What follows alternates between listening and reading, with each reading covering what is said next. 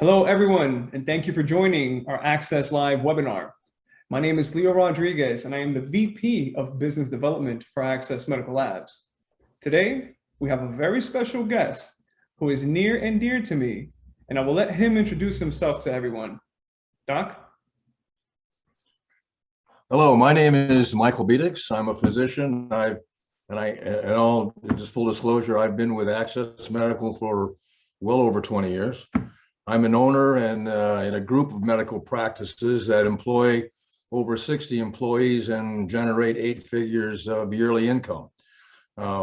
Tonight, I'm planning on sharing with you how we successfully drive client traffic and retain existing customers, which is one of the most important pieces of our success.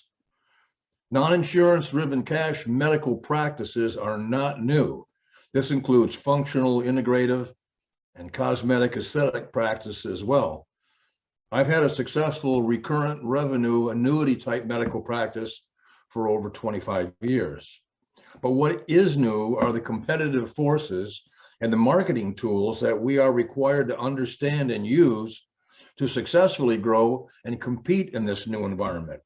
Our goal tonight is to get you tuned up and competitive with regards to improving your business model and your current set of deliverables. I'm joined tonight by our marketing counterpart, Abby Beedix, who is an independent communications consultant with a specialization in medical marketing and particular expertise in the HRT functional cosmetic-based businesses. We're going to go over a lot of information in a short period of time. So for anyone who wants to speak further on these topics, we will gladly schedule a follow-up to discuss individual needs and questions, and there will be a Q&A at the end of this. So let's jump right in. So here's the story. If you're not a good at carpentry, you probably don't want to try to build your own house. I'm a provider. I didn't go to business school, and I'm not trained in business or marketing. One of the very important concepts I discovered early on is to have people on your team who are really good at what they do, and that's where Abby comes in. The lion's share of this presentation actually will fall to Abby, as does the marketing, and I'll jump in to share my 2 cents as we go along. Thanks. So I'm Abby Beedix, and yes, to answer your question, we are related. I have been helping Michael at the Age Management Center with enhancing its traditional and digital marketing services for a few years now. And the goal has been to bring the practice's marketing efforts to be more organized, strategic, modern, and successful.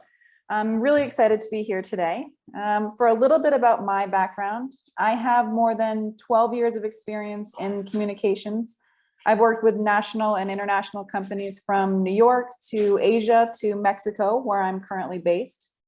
I have a breadth of healthcare experience, everything from med tech to traditional pharma. As Michael mentioned, I also have a specialization in HRT, anti-aging, and cosmetic practices. I've worked with and continue to work with names like Novartis, Johnson & Johnson, Essilor. I also support a number of more regional practices like the Age Management Center, everywhere from Maine to Wisconsin. My work with medical practices includes everything from content development to brand positioning, client retention, lead management, visibility, ad buying, and beyond. While I do have a specialization in the medical industry, I am contracted by a number of multinational enterprises beyond healthcare, working with brands like Disney, Visa, Porsche, and all of those new initiatives that they're bringing out to the markets. I'm able to then bring to the medical space and make sure that it fits with what we're doing, but bringing some of these leading ideas and strategies over to our space. But enough about us. Let's get started. So, marketing plan. Think about this. If you're planning a road trip, the first thing you need is a map and an itinerary. So let's talk about what ours is, but understand that the most important thing is building out this map and itinerary with people that you trust.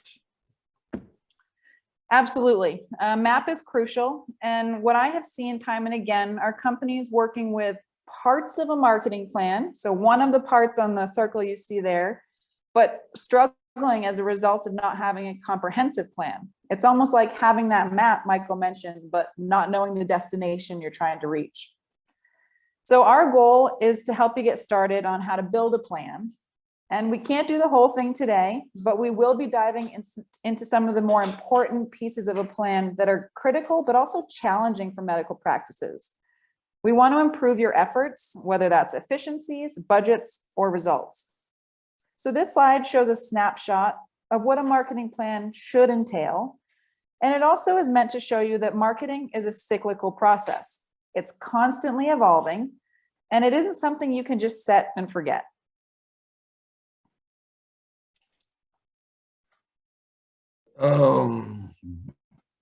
The next slide really is about the budget development and management key steps. So one of those key areas that we're going to focus on today, which is where we get a large number of questions, is budget development and management.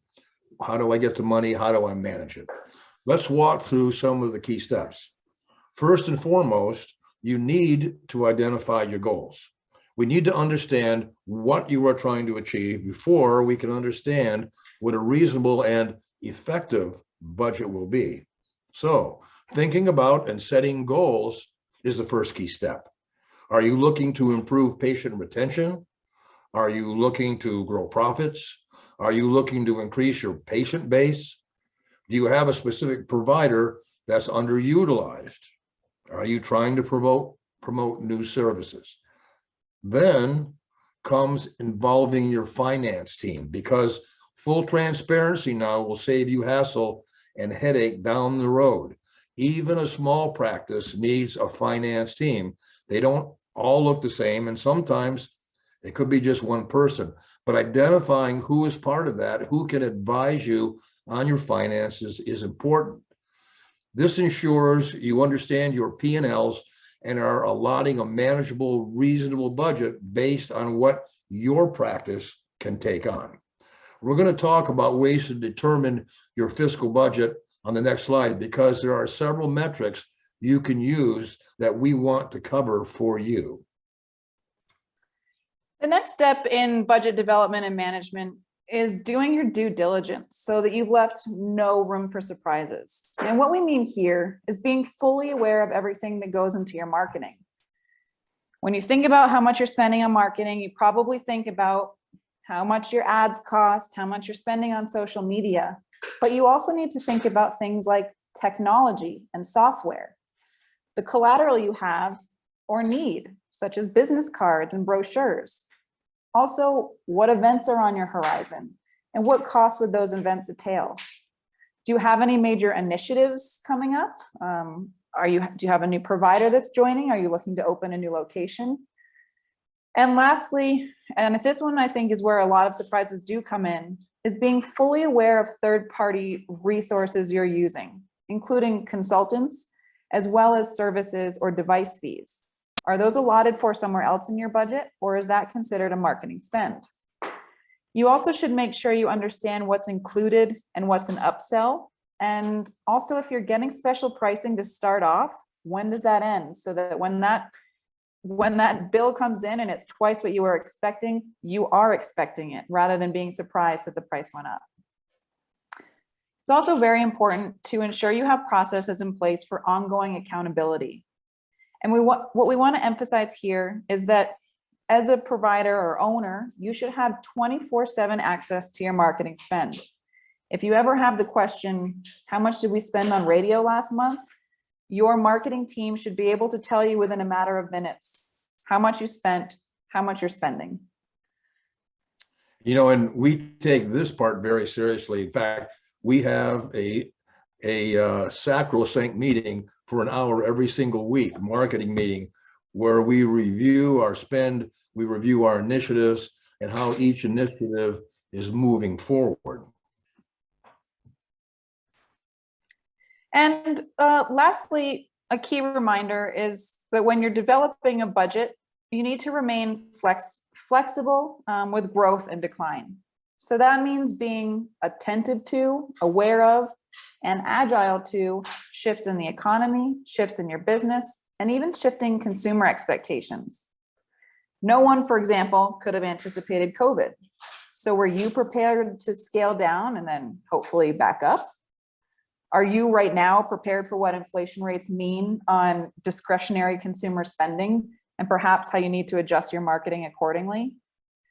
As part of that flexibility, we both encourage regular reviews of your initiatives and spending. Those weekly marketing meetings are important, but a really comprehensive quarterly or half-year review is important, as well as a end-of-year review to evaluate what tactics are, and maybe more importantly, are not working for you.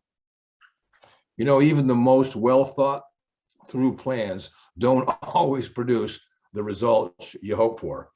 People can be quick to the draw when cutting marketing spends when things are down.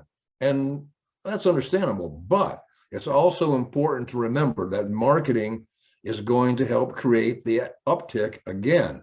So this agility and flexibility are important from a management and a marketing perspective.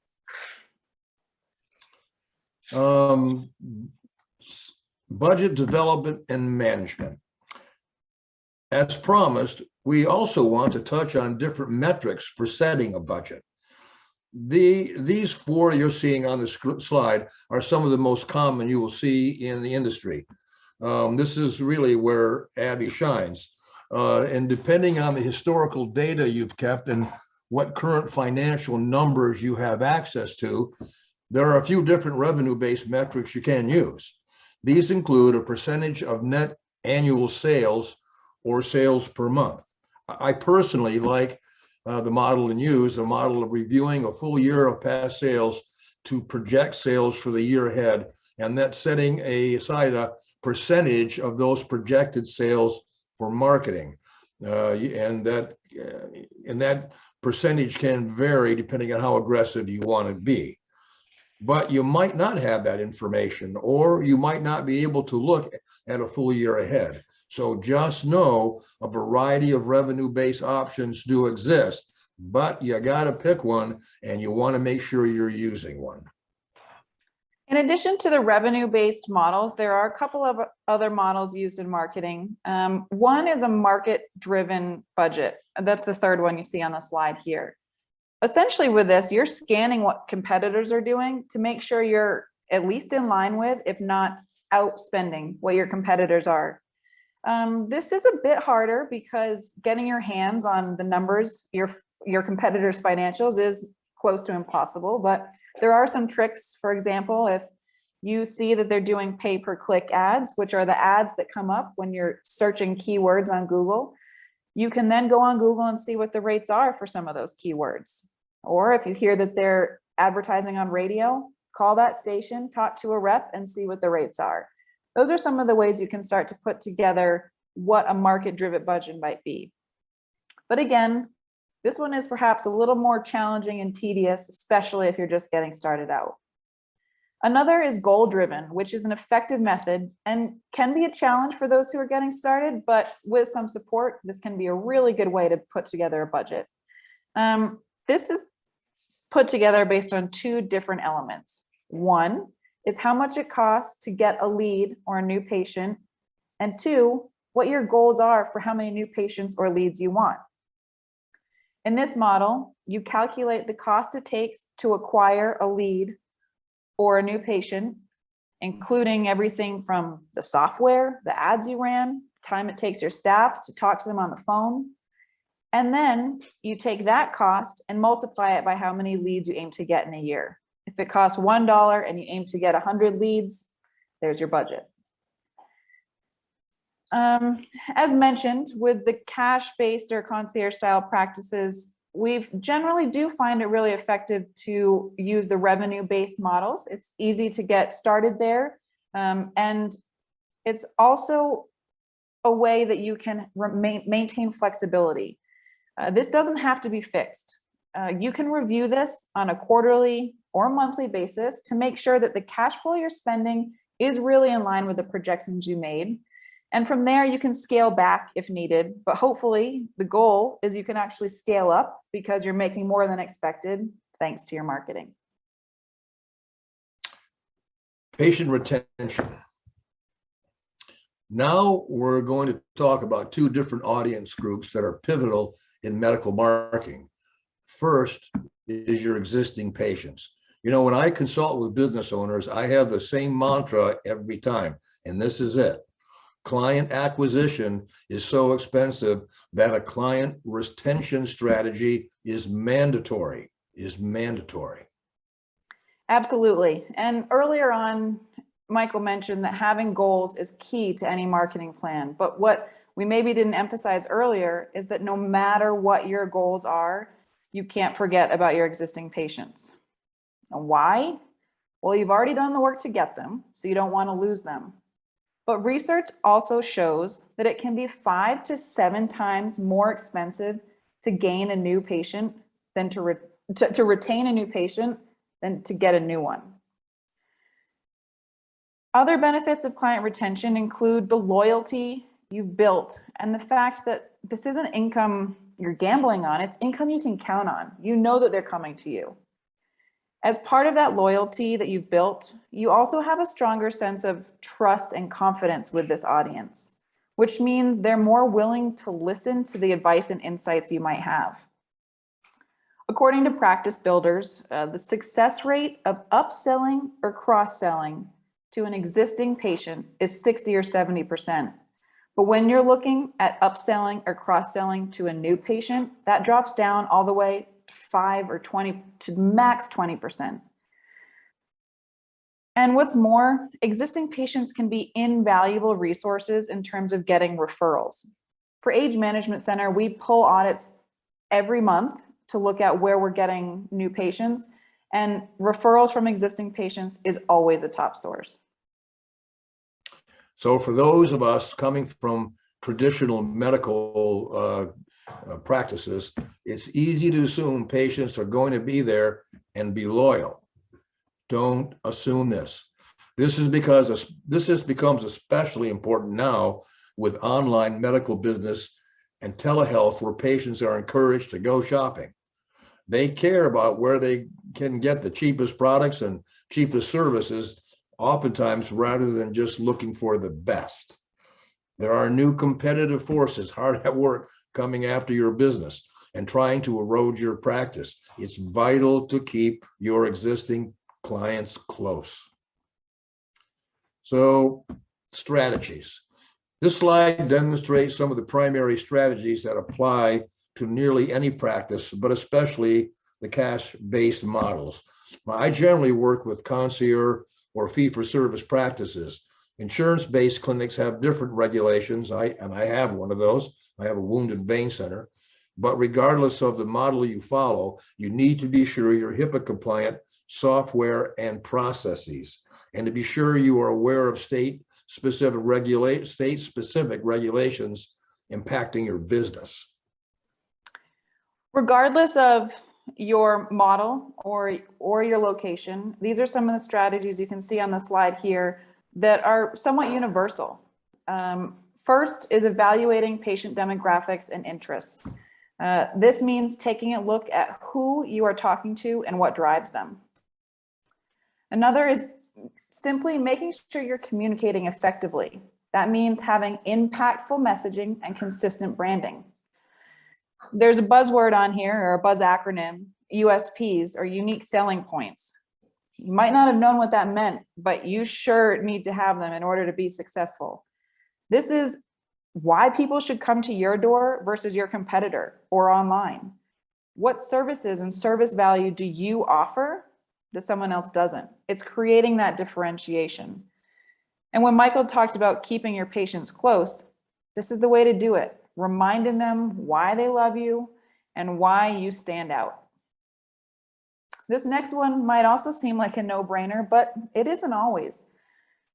You need to make sure your clients are actually set up to receive your marketing touch points and that you have visitable marketing. That means, did you collect their information? Did you pass it on to their marketing team? Are they getting your newsletters? Are they following you on social media?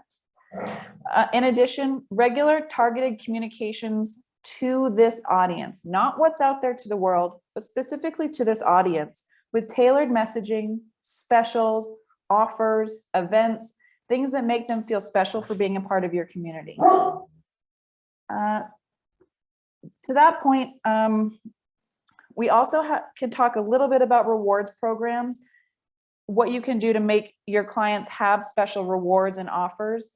But I do want to emphasize that incentivizing clients is a really tricky element in medical marketing. It's highly regulated and there's ways you can get in trouble there. So if you are working with outside resources or you're trying to create these incentivization programs internally, just make sure you're up to date on the latest HIPAA regulations regarding incentivization so you don't get yourself in trouble or so a third party doesn't get you in trouble. Yeah, you want to stay out of trouble. One of the things that we do, just as an aside in our practice, is we have a person who reaches out to every single patient on a minimum of 6 week rotation and make sure we're asking them, do they need anything? Are you doing okay? Do you need to speak to a provider? Because our clients are charged sometimes on a monthly basis. We may not speak with them or touch them for several months, but we make sure we have some communication which generates that retention strategy for us. So let's talk a little bit about acquisition, because that's what everybody wants. How do we drive traffic? But you notice that we started with retention strategies before acquisition. That's because, in my opinion, retention is more important than gathering new patients. But now let's move on to new patients or leads. Abby, take it away. This is an important one. So one of the most important things a practice needs to understand is who you're talking to and where you're talking to them. And when I say where, I do mean your physical market, your demographic, but also where are they when it comes to consuming content and media? Are they watching TV or are they watching online TV? Are they listening to morning radio in their car or are they listening to podcasts? Are they on social media or are they of a belief that social media is evil? So understanding your market and your audience is really important. It's also important from a big picture perspective to know that not all marketing tactics or media platforms have the same goals. Some are great for engagement, having active conversations. Some are good for general branding and visibility, just so people know you exist, while others are better for booking appointments. So all of the marketing tactics or media platforms are unique. Some of them share characteristics, but they're not all created equal. And there are some really big heavy hitters in marketing that pretty much everyone should have, no matter what industry you're in. But there's no universal silver bullet that everyone should follow these 5 media platforms and you'll be successful.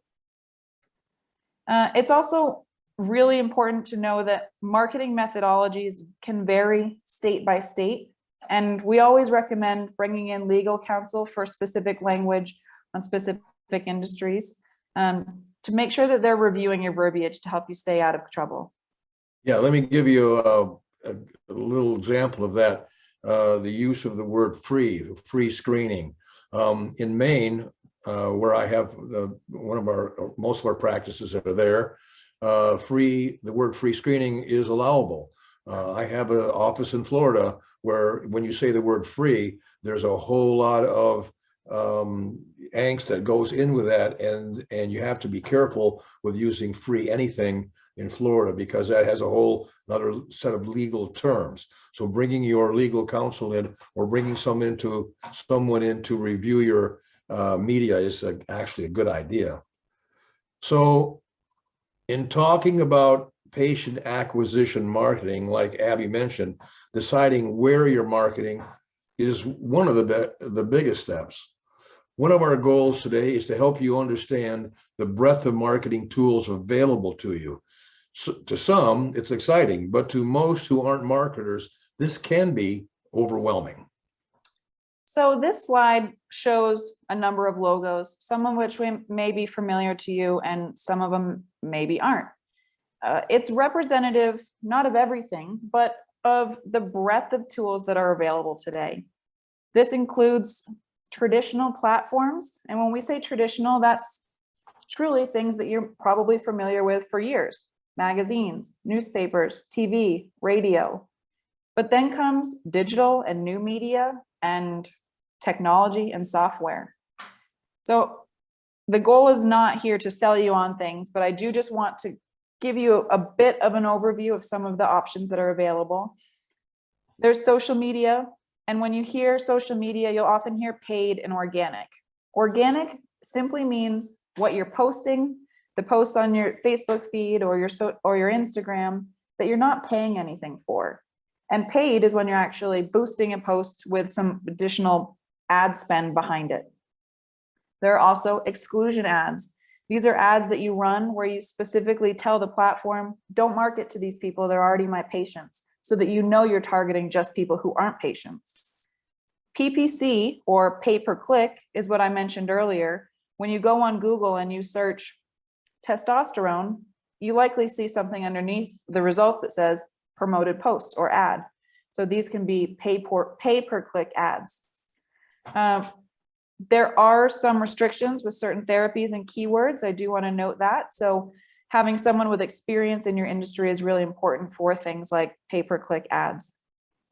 You also need to think about Google, and that's not just Google search, but Google Maps, Apple Maps.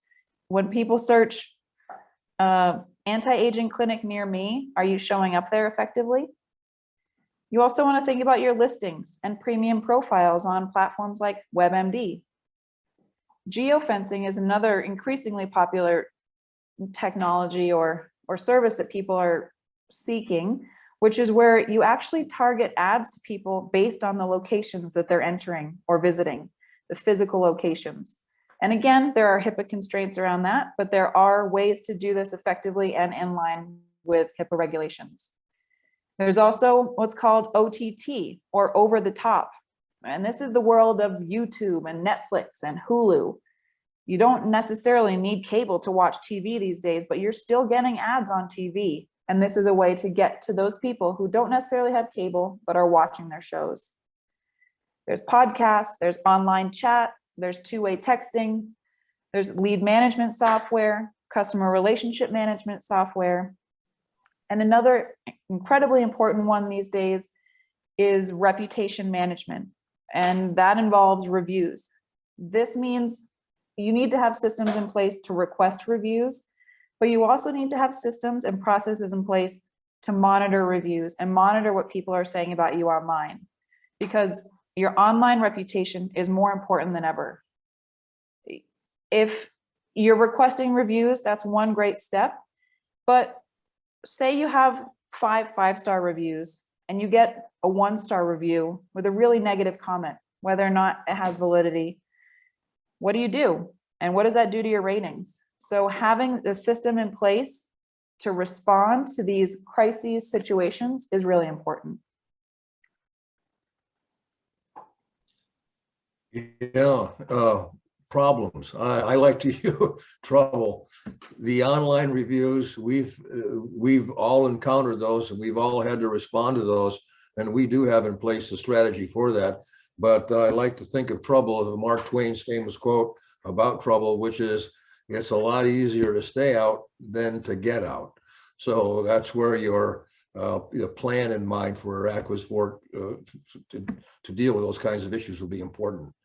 So a little more about acquisition, because not all media are created equal. It's important to know that just because you heard about how some new trend or marketing technique works, it doesn't necessarily mean it's right for you.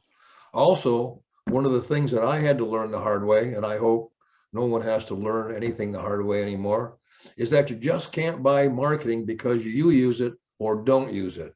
Your own personal tastes may not adequately reflect a robust marketing plan.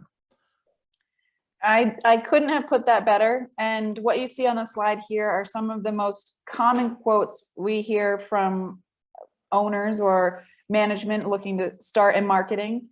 And these all stem from a good place. These questions are good. It means you're paying attention. It means you care about marketing and you want to be using the tools that are most effective. SEO being dead, this is something I hear time and again. And the fact is, it's not dead. It has changed.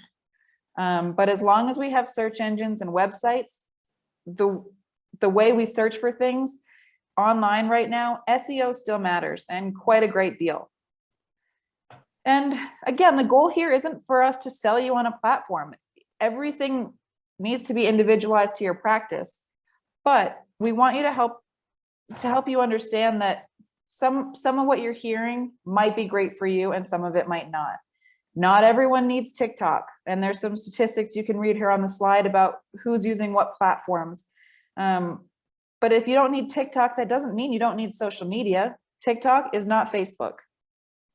And just because you don't listen to radio doesn't mean others don't.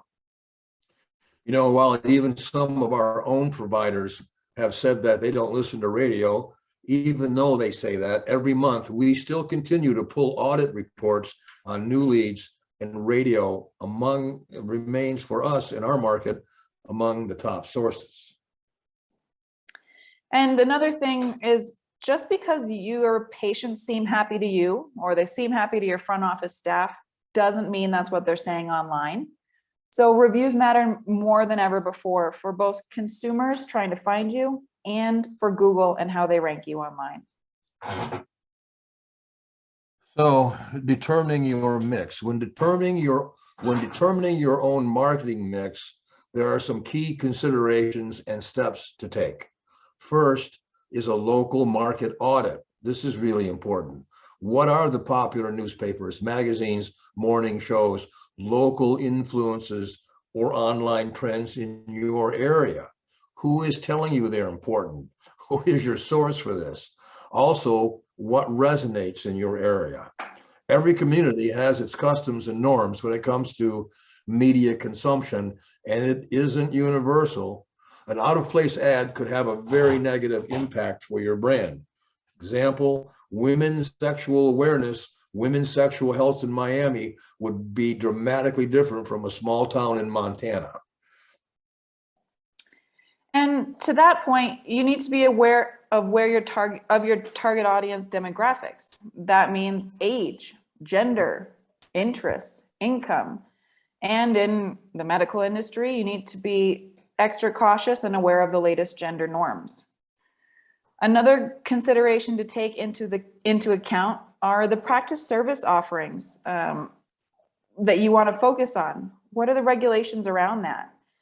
I can tell you advertising regenerative medicine in a newspaper is a whole lot easier than on Google. And that's not to say it's not possible. You just need to have the right tools in place and know the rules. Also, what are the price points that you're offering and who can afford that?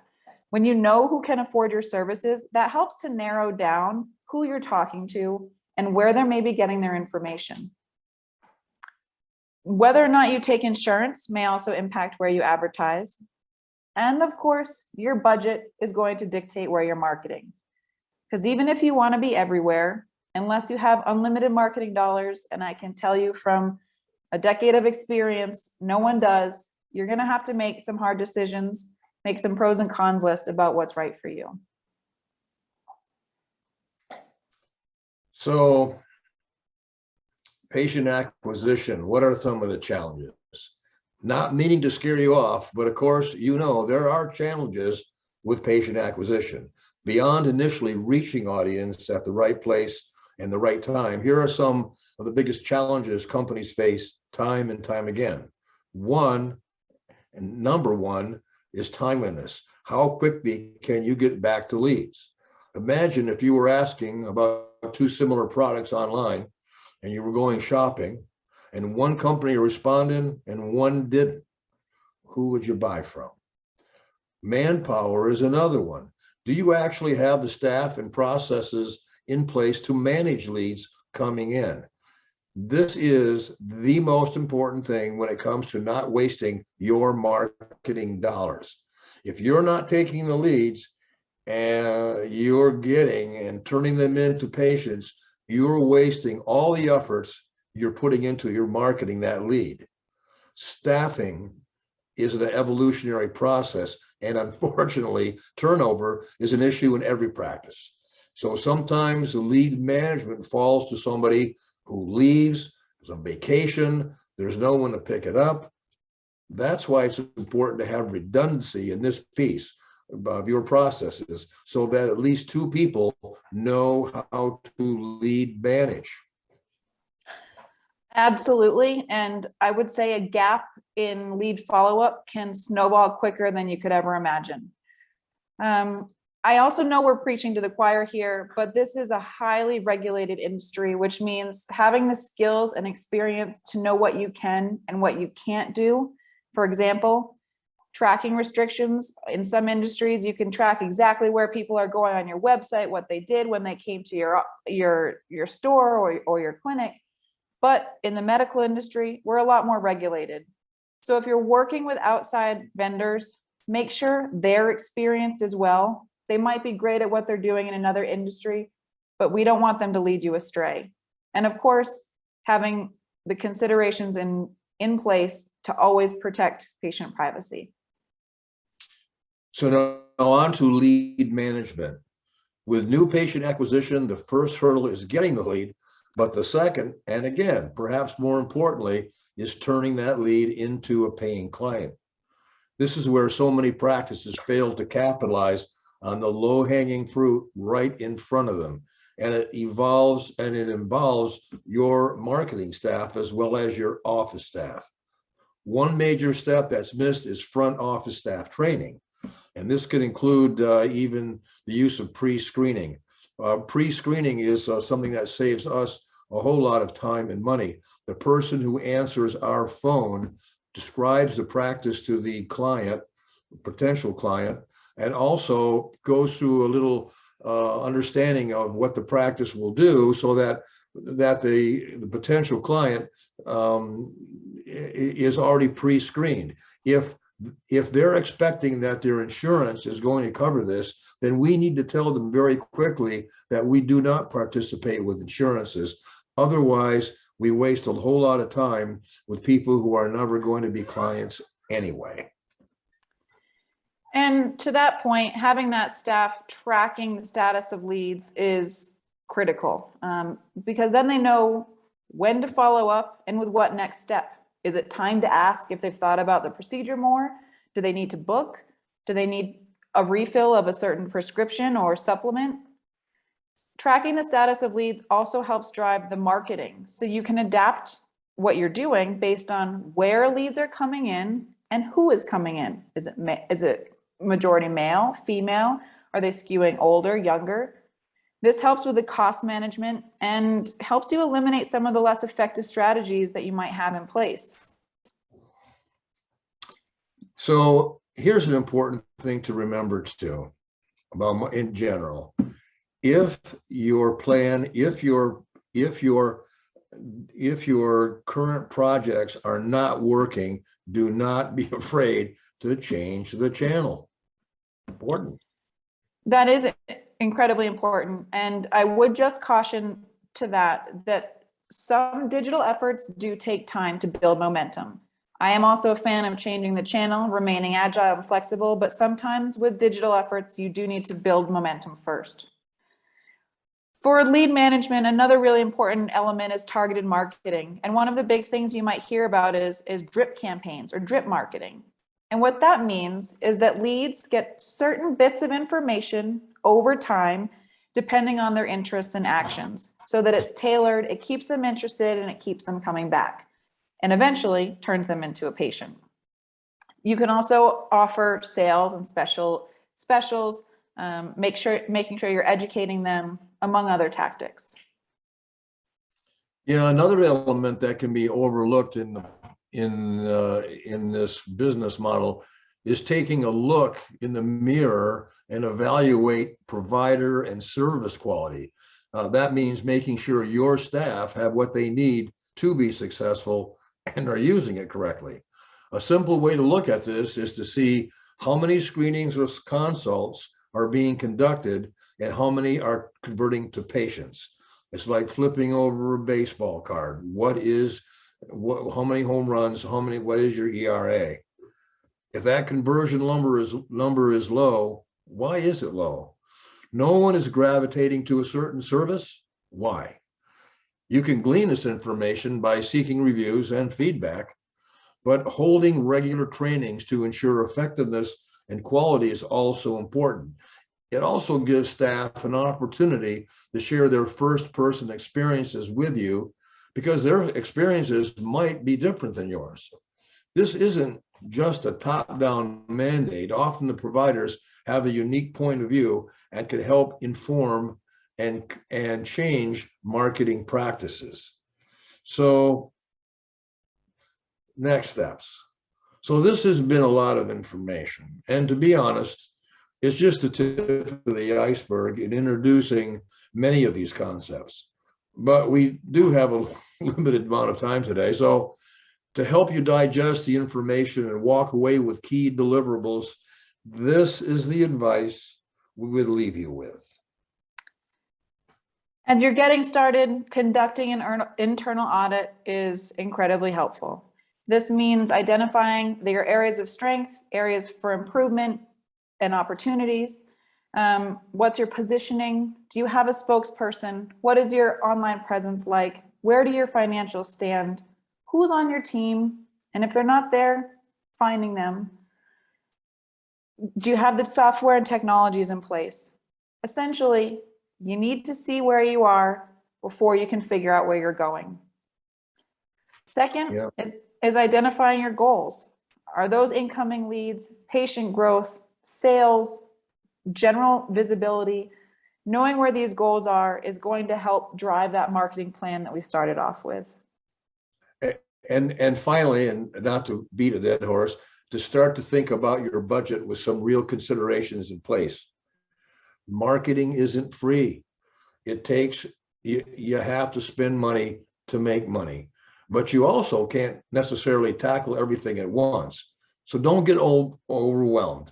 If you need to start small, that's better than not starting at all. And we do just want to give a word to the wise. Like Michael said in the beginning, if you're not good at carpentry, don't build your own house. Even if someone on your staff says that they're familiar with social media, it doesn't mean they're the best fit to run your accounts. Medical marketing is nuanced and it does require special skills and insights. This might sound a bit odd, seeing as I myself am a third-party consultant, but don't get sold by good salespeople.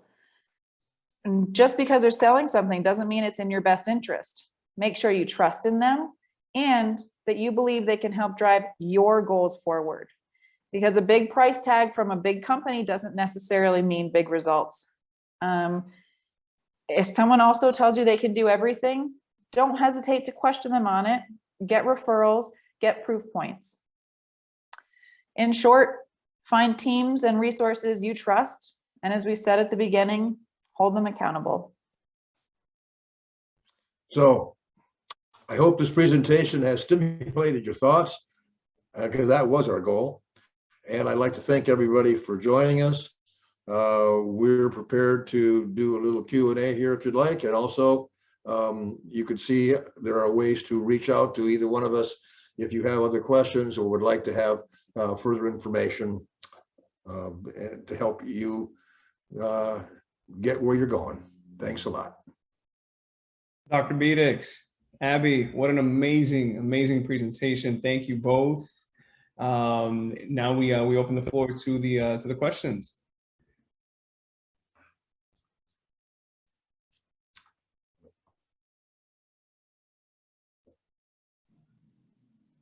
We either wowed them, Leo, or put them to sleep. Which one was it? All right. All right. It seems like we currently don't have any questions. But again, thank you everyone for joining. As I mentioned, Dr. Beedix, Abby, beautiful presentation. Thank you for all of your knowledge. And thank you everyone for joining. Thank you. Thanks. Have a great day. It's been fun. See you. Bye-bye.